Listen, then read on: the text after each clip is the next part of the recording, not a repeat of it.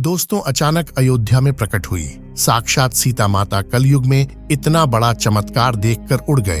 होश श्री राम जी की प्राण प्रतिष्ठा से पहले अयोध्या में कई बड़े चमत्कार हो चुके हैं, जिसमें सबसे पहला चमत्कार तब हो गया जब साक्षात बानर गिद्ध भालुओं का झुंड, हनुमान जी जामवंत जटायु का अयोध्या में पहुंच जाना सबसे बड़ा चमत्कार बताया जा रहा है। अब प्राण प्रतिष्ठा में कुछ ही पल बाकी हैं। इसी मौके पर श्री राम की धर्मपत्नी माता सीता जी अपने धाम अयोध्या पहुंच चुकी हैं, लेकिन इस चमत्कार को अभी तक का सबसे बड़ा चमत्कार कहा जा रहा है, जिसके पीछे की सच्चाई जानकर आपके रोंगटे खड़े हो जाएंगे। आखिर क्या है पूरी सच्चाई? क्या सच में सीता जी अपने धाम नगरी अयोध्या 22 जनवरी से पहले ही आ गई है? क्या सच में सीता जी आज भी जीवित है? ऐसे कई रहस्य से आज पर्दा उठेगा। इसी के साथ बताया जा रहा है कि मंदिर को लेकर भारत के सबसे बड़े 4 शंकराचार्य मंदिर उद्घाटन में आने के लिए मना कर रहे हैं। वहीं पर शंकराचार्य बता रहे हैं कि मंदिर अभी पूरी तरीके से तैयार नहीं हुआ है और मंदिर की प्राण प्रतिष्ठा होने जा रही है। और वहीं पर बताया जा रहा है कि मंदिर में दुनिया का सबसे बड़ा दीपक पहुंच चुका है, जिसमें एक साथ 2100 लीटर घी तथा जिसमें 125 किलो की बाती लगेगी। उसी के साथ अभी सामने आया है कि राम मंदिर के लिए एक भक्त ने 17 किलो सोने का घोड़ा और 2.5 किलो का सोने का तीर कमान मंदिर में पहुंचा दिया है। इसी सब को देखते हुए माता सीता के घर वालों ने, यानी कि जनकपुर से हजारों उसकी संख्या में श्रद्धालु अपनी बेटी के घर यानी अयोध्या पहुंच चुके हैं, जिसमें वह 1100 टोकरियों में मेवा मिठाई सोना चांदी कपड़े बांधकर अयोध्या पहुंच गए हैं। अब इसी बात पर अगर आप भी सच्चे हिंदू हैं तो कमेंट में जय श्री राम लिखकर चैनल को सब्सक्राइब कर लीजिए है। अब आपको माता सीता जी की पूरी जानकारी देने जा रहा हूँ। पौराणिक कथाओं के अनुसार माता सीता राजा जनक को जमीन के नीचे मिली थीं। महर्षि वाल्मीकि जी की रामायण के अनुसार राजा जनक के समय में एक बार मिथिला राज्य में अकाल पड़ गया। ऋषियों ने राजा जनक से यज्ञ का आयोजन करने के लिए कहा, जिससे वर्षा ही और उनका कष्ट दूर हो। यज्ञ की समाप्ति के अवसर पर राजा जनक अपने हाथों से हल लेकर खेत जोत रहे थे। तभी उनके हल का नुकीला भाग, जिसे सीत कहते हैं, किसी कठोर चीज से टकराया और हल वहीं अटक गया। जब उस स्थान खुदाई हुई तब एक कलश मिला, जिसमें एक सुंदर कन्या थी। राजा जनक ने उस कन्या को कलश से बाहर निकाला और उसे अपनी पुत्री के रूप में स्वीकार किया। जनक की पत्नी उस समय निसंतान थीं, इसलिए बेटी को पाकर वो अत्यंत प्रसन्न हुई। चूंकि हल के उस हिस्से से टकराकर माता सीता मिली थीं, जिसे सीत कहा जाता है, इसलिए ही उनका नाम सीता रखा गया। वहीं जनक पुत्री के रूप में उन्हें जानकी कहा गया। सीता जी का विवाह राम जी के साथ जब हुआ था तब सीता जी 18 साल की थी और राम जी 27 साल के थे। और भाई वाल्मीकि रामायण के अनुसार जब रावण सीता माता का हरण करके ले गया था, तब उसने सीता जी को लंका के ही अशोक वाटिका में 435 दिनों तक रखा था। अब बताते हैं कि राम जी का के सबसे बड़े बेटे कौन थे। जिस पुत्र को सीता जी ने सबसे पहले जन्म दिया, उसका नाम लव रखा गया। लव के जन्म के बाद सीता जी का अधिकतम समय उसके पालन पोषण में गुजरता रहा। अब आपको बताते हैं कि हनुमान जी से राम की कैसे भेंट हुई थी। सीता जी से बिछड़कर राम जी दुखी हुए और लक्ष्मण सहित उनकी वन खोज करते जटायु तक पहुंचे। जटायु ने उन्हें सीता जी को रावण दक्षिण दिशा की ओर लिए जाने की सूचना देकर प्राण त्याग दिया। राम जटायु का अंतिम संस्कार कर लक्ष्मण सहित दक्षिण दिशा में चले। आगे चलते हुए दोनों हनुमान जी से मिले, जो उन्हें ऋष्यमुख पर्वत पर स्थित अपने राजा सुग्रीव से मिलाया। राम जी संग मैत्री के बाद सुग्रीव ने सीता जी के खोज में चारों ओर वानर सेना की टुकड़ियां भेजी। वानर राजकुमार अंगद की नेतृत्व में दक्षिण की ओर गई टुकड़ी में हनुमान, नील, जामवंत प्रमुख थे और वे दक्षिण स्थित सागर तट पहुंचे। तट पर उन्हें जटायु का भाई संपाति मिला, जिसने उन्हें सूचना दी कि सीता लंका स्थित एक वाटिका में है। हनुमान जी समुद्र लांघकर लंका पहुंचे। लंकिनी को परास्त कर नगर में प्रवेश किया। वहां सभी भवन और अंतःपुर में सीता माता को न पाकर वे अत्यंत दुखी हुए।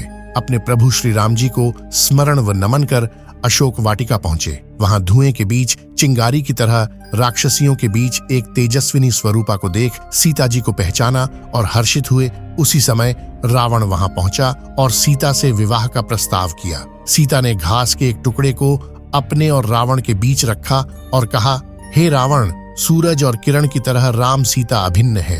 राम व लक्ष्मण की अनुपस्थिति में मेरा अपहरण कर तुमने अपनी कायरता का परिचय और राक्षस जाति के विनाश को आमंत्रण दिया है। रघुवंशियों की वीरता से अपरिचित होकर तुमने ऐसा दुस्साहस किया है। तुम्हारे श्री राम जी की शरण में जाना इस विनाश से बचने का एकमात्र उपाय है, अन्यथा लंका का विनाश निश्चित है। इससे निराश रावण ने राम को लंका आकर सीता को मुक्त करने को 2 माह की अवधि दी। इसके उपरांत रावण व सीता का विवाह निश्चय है। रावण के लौटने पर सीता जी बहुत दुखी हुई। त्रिजटा राक्षसी ने अपने सपने के बारे में बताते हुए धीरज दिया कि श्री राम जी रावण पर विजय पाकर उन्हें अवश्य मुक्त करेंगे। उसके जाने के बाद हनुमान सीता जी के दर्शन कर अपने लंका आने का कारण बताते हैं। सीता जी राम व लक्ष्मण की कुशलता पर विचारण करती है। श्री राम जी की मुद्रिका देकर हनुमान कहते हैं कि वे माता सीता को अपने साथ श्री राम जी के पास लिए चलते हैं। सीता जी हनुमान को समझाती है कि यह अनुचित है। रावण ने उनका हरण कर रघुकुल का अपमान किया है, अत लंका से उन्हें मुक्त करना श्री राम जी का कर्तव्य है। विशेषतः रावण के 2 माह की अवधि का श्री राम जी को स्मरण कराने की विनती करती हैं। हनुमान जी ने रावण को अपनी दुस्साहस के परिणाम की चेतावनी दी और लंका जलाया। माता सीता से चूड़ामणि व अपनी यात्रा की अनुमति लिए चले। सागर तट स्थित अंगद व वानर सेना लिए श्री राम जी के पास पहुंचे। माता सीता की चूड़ामणि दिया और अपनी लंका यात्रा की सारी कहानी सुनाई। इसके बाद राम व लक्ष्मण सहित सारी वानर सेना युद्ध के लिए तैयार हुई। वही कुछ जानकारी के अनुसार बताया जा रहा है कि रावण की बेटी थी माता सीता। यदि माता सीता के जन्म की बात करें तो एक और प्रचलित कथा है जिस पर शायद ही यकीन हो। दरअसल रामायण के अनुसार रावण ने कहा था कि यदि उसके हृदय में अपनी पुत्री से विवाह की इच्छा उत्पन्न हो तो उसकी पुत्री ही उसकी मृत्यु का कारण बने। इसी बात को सही साबित करने के लिए एक बार गृत्समद नाम के ऋषि देवी लक्ष्मी को पुत्री रूप में पाने के लिए हर दिन मंत्रोच्चार के साथ कुश के अग्रभाग से एक कलश में दूध की बूंदें डालते थे। एक दिन जब ऋषि आश्रम में मौजूद नहीं थे तब रावण वहां आया और वहां मौजूद ऋषियों को मारकर उनका रक्त कलश में भर लिया। इस कलश को रावण ने अपने महल में छिपा दिया। उस समय रावण की पत्नी मंदोदरी उस कलश को लेकर बहुत उत्सुक थी। एक दिन जब रावण महल में नहीं था तब मंदोदरी ने उस कलश को खोलकर देखा। मंदोदरी कलश को उठाकर उसमें रखा हुआ रक्त पी गई, जिससे वह गर्भवती हो गई। मंदोदरी का यह भेद किसी को पता न चले, इसलिए वह लंका से बहुत दूर अपनी पुत्री को कलश में छुपाकर मिथिला भूमि में छोड़ आई। इस प्रकार सीता जी का जन्म हुआ और वो रावण की पुत्री होने के साथ उनकी मृत्यु का कारण भी बनी। वही सीता जी की अन्य कथा देवी सीता के जन्म की तीसरी कथा वेदवती नाम की एक ब्राह्मण कन्या से संबंधित है, जिसका उल्लेख ब्रह्म वैवर्त पुराण में मिलता है। इस कथा के अनुसार एक समय वेदवती भगवान विष्णु को पति के रूप में पाने के लिए तपस्या कर रही थीं। हिमालय पर भ्रमण करते हुए रावण की नजर वेदवती पर पड़ी और उसके मन में वेदवती से विवाह का विचार आया। वेदवती रावण से बचने के लिए ऊंचाई से कूद गईं और मृत्यु के समय वो रावण को श्राप दे गईं कि आगे के समय में वो पुनर्जन्म लेकर रावण की पुत्री बनेंगी और उसकी मृत्यु का कारण बनेंगी। माता सीता का जब जन्म हुआ तब अपनी मृत्यु के भय से रावण ने उसे धरती पर एक कलश में रखकर गाड़ डाल दिया। माता सीता का जन्म वास्तव में एक रहस्य ही है और उनके जन्म की सही कथा जो कुछ भी हो, लेकिन उन्हें श्री राम के साथ पूजा जाता है। वही अब आपको बताते हैं सीता माता किसका अवतार है। माता सीता प्रभु श्री राम की अर्धांगिनी थीं और महाराज जनक की पुत्री थीं। उन्हें लक्ष्मी जी का अवतार भी माना जाता है और ऐसा कहा जाता है कि जब विष्णु जी के अवतार के रूप में भगवान श्री राम ने धरती पर अवतार लिया तब माता सीता ने लक्ष्मी के अवतार के रूप में जन्म लिया। अब आपको कुछ और राम मंदिर से जुड़ी जानकारी देने जा रहा हूँ। मंदिर में श्री राम की प्राण प्रतिष्ठा की तैयारी बड़ी जोरों शोरों से हो रही है, जिसमें पूरी अयोध्या को एक खास दुल्हन की तरह सजाया जा रहा है। जगह जगह डीजे, लाइट, टेंट, धार्मिक कार्यक्रम हो रहे हैं। वहीं पर श्री राम, माता सीता, लक्ष्मण जी की सुंदर आकृतियां बनाई जा रही हैं। अयोध्या में घरों से लेकर गलियों तक, सड़कों से लेकर दुकानों बाजारों तक बस एक ही नाम दिख रहा है, वह है जय श्री राम। जय श्री राम अयोध्या मंदिर का निर्माण इतने अच्छे भव्य तरीके से किया जा रहा है कि शायद इसके अलावा दुनिया भर में कोई मंदिर, मस्जिद, गुरुद्वारा हो व ना हो। शायद इस मंदिर में तरह तरह से छोटी नक्काशी बनाई जा रही है। इसमें हिंदू सभी देवी देवताओं की मूर्तियां बनाई जा रही हैं। वहीं पर बताया जा रहा है अयोध्या राम मंदिर का पूर्ण रूप से उद्घाटन नहीं होगा, सिर्फ अभी राम जी प्राण प्रतिष्ठा ही की जाएगी। जब मंदिर में प्राण प्रतिष्ठा में ही इतनी ज्यादा तैयारी हो रही है, जब मंदिर पूरा बनकर तैयार होगा तो उसकी तैयारी शायद ही कई महीनों सालों पहले होने लगेगी, क्योंकि आज 140 करोड़ भारतवासी प्रभु श्री राम के दीवाने हो चुके हैं और वह इसी मौके पर अपने प्रभु के लिए विश्व के सबसे बड़े बड़े अस्त्र शास्त्र वस्त्र पहुंचा रहे हैं। देश के अलग अलग जगह से मंदिर के लिए कीमती वस्तुएं पहुंच रही हैं, जो कुछ इस प्रकार हैं, जिसमें 2.5 किलो सोने का बनाया हुआ तीर कमान पटना के एक मंदिर से भेजा जा रहा है और वही अयोध्या में बिहार से 17 किलो का सोने का घोड़ा भेजा गया है। उसी के साथ आगरा से स्टील की बनाई हुई रामायण, जिसमें 35 पन्ने हैं, जिसका वजन 3000 किलो है, जो राम मंदिर के मुख्य द्वार की शोभा बढ़ाएगी। वहीं पर राम जी की ननिहाल छत्तीसगढ़ से 300 टन चावल ट्रकों के द्वारा आ रहा है और वहीं पर राम जी की ससुराल जनकपुर से 51 प्रकार की मिठाइयां व वस्त्र आ रहे हैं। उसी के साथ राम मंदिर सीता रसोई में प्रसाद बनाने के लिए जयपुर से भेजे गए 2100 देसी घी के पीपे हैं और वहीं पर विश्व की सबसे बड़ी कढ़ाई अयोध्या में भेजी जा रही है, जिसमें एक साथ 7000 किलो का हलवा प्रसाद बनेगा, वह भक्तों को बांटा जाएगा। वहीं पर अब अयोध्या में भगवान को भोग लगाने के लिए शुद्ध देसी गाय के घी से 45 टन लड्डू बनाए जा रहे हैं। वहीं पर हमने आपको पिछली वीडियो में बताया था कि 108 फीट की अगरबत्ती अयोध्या में पहुंच चुकी है। अब वह अगरबत्ती पूरी अयोध्या को सुगंधित कर रही है। अब वहीं पर 8 लाख की लागत से बना लंगाड़ा, जिसका वजन 400 किलोग्राम है, अब वह भी अयोध्या में पहुंच चुका है।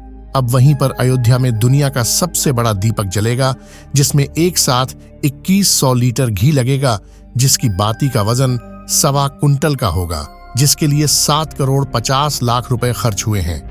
वहीं पर राम मंदिर के शिखर पर जो ध्वज फहराया जाएगा, उसके ध्वज दंड का वजन 5500 किलो होगा, जो 161 फीट ऊंचाई पर फहराया जाएगा। वहीं पर एक राम भक्त ने अयोध्या मंदिर के लिए 10 फीट ऊंचा ताला और चाबी बनाया, जिसका वजन 400 किलो है। अयोध्या राम मंदिर का निर्माण कार्य 2025 तक पूरा होने की उम्मीद जताई जा रही है। जानकारी अनुसार मंदिर बनाने में अब तक 900 करोड़ रुपए खर्च हो चुके हैं। श्री राम जन्मभूमि ट्रस्ट द्वारा जानकारी दी गई है कि अब राम मंदिर परिसर 107 एकड़ के क्षेत्र में बनाया जाएगा। पहले ये जगह सिर्फ 70 एकड़ की थी। ट्रस्ट के मुताबिक श्री राम जन्मभूमि परिसर के आसपास ट्रस्ट ने 7285 स्क्वायर फीट जमीन खरीदी है, जिसके बाद अब राम मंदिर परिसर का निर्माण 100 एकड़ में किया जाएगा। अब वही मंदिर में भगवान से मिलने के लिए उनके भक्त धीरे धीरे कर पहुंच रहे हैं। सबसे पहले अयोध्या में गिद्धों का झुंड पहुंचा था। बताया जा रहा है कि गिद्धों का संबंध जटायु से बताया जा रहा है। जब उनके प्रभु श्री राम वापस अपने धाम अयोध्या आ रहे हैं, तो वह कैसे पीछे रह सकते हैं। वहीं पर उसके बाद भालुओं झुंड अयोध्या में पहुंच गया। भालुओं को जामवंत बताया जा रहा है। जामवंत प्रभु श्री राम के साथ मंत्री के रूप में रहते थे। जब प्रभु श्री राम को कोई बड़ा निर्णय लेना होता था, तो उसका निर्णय वह जमत ही निकलते थे। वहीं पर जटायु के बारे में बात करें तो जटायु ने भगवान श्री राम के साथ अच्छी तरीके से साथ निभाया था। जब रावण माता सीता को हरण करके लंका ले जा रहा था, उसे समय जटायु ने रावण के साथ युद्ध किया था। रावण के लड़ते लड़ते जटायु शहीद हो गए थे। अगर वही हम अयोध्या में पहुंचे लंगूरी बंदरों के बारे में बात करें, तो इन बंदरों को साक्षात हनुमान का प्रतीक बताया जा रहा है, क्योंकि हनुमान जी भी राम के साथ एक सच्चे भक्त के रूप में दिखाई पड़ते हैं। जब लंका जाने के लिए समुद्र पार करना था, तब हनुमान जी और उनकी वानर सेना ने मिलकर लंका तक जाने के लिए एक पुल तैयार किया था, जो आज भी मौजूद है। जिस पुल को देखकर वैज्ञानिकों ने भी साबित कर दिया है कि यह पुल इंसानों द्वारा ही बनाया गया है। तो दोस्तों, आज की जानकारी आप सभी लोगों को कैसी लगी? अगर आप भी सच्चे हिंदू हैं, तो वीडियो को लाइक और चैनल को सब्सक्राइब कर लीजिए। हम मिलते हैं एक और नई जानकारी के साथ। तब तक के लिए हमारी तरफ से आप सभी को जय श्री राम, जय हनुमान, जय श्री राम।